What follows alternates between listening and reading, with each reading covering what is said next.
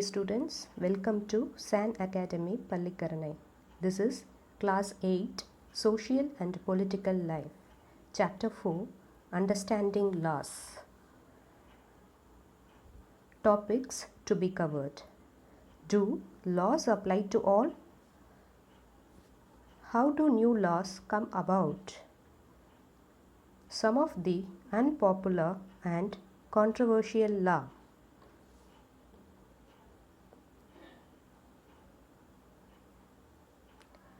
Let us see, do laws apply to all?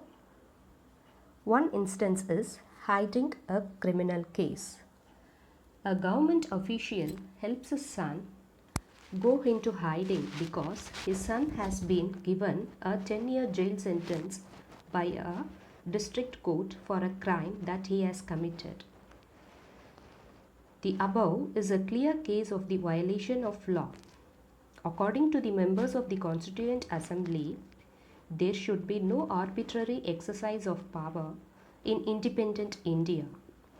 The most important of these was that all persons in independent India are equal before the law. The law cannot discriminate between persons on the basis of their religion, caste, or gender. What the rule of law means is that all laws apply equally to all citizens of the country and no one can be above the law. Neither a government official nor a wealthy person nor even the president of the country is above the law. Any crime or violation of law has a specific punishment as well as a process through which the guilt of the person has to be established.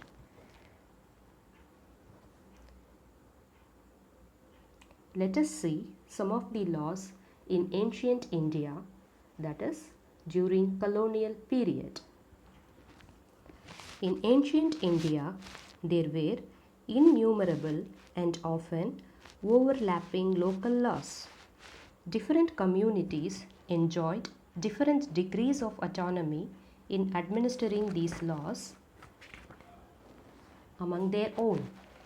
In some cases, the punishment the two persons received for the same crime varied depending on their caste backgrounds, with lower caste being more harshly penalized.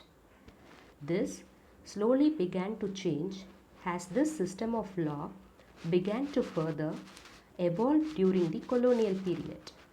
It is often believed that it was the British colonialists who introduced the rule of law in India.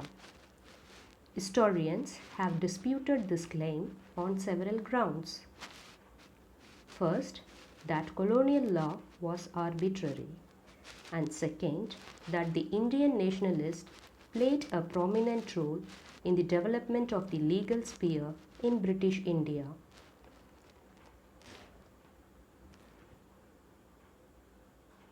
Examples of arbitrary law. The Sedition Act of 1870.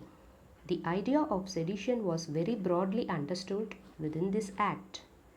Any person protesting or criticizing the British government could be arrested without due trial. Another example of British arbitrariness was the Rowlatt Act, which allowed the British government to imprison people without due trial. The Rowlatt Act came into effect on 10th March 1919. In Punjab, protest against this act continued quite actively, and on April 10, two leaders of the movement, Dr. Satyapal and Dr. Saifuddin Kichlu, were arrested. To protest these arrests, a public meeting was held on 13th April at Jallianwala Bagh in Amritsar. General Dyer entered the park with his troops.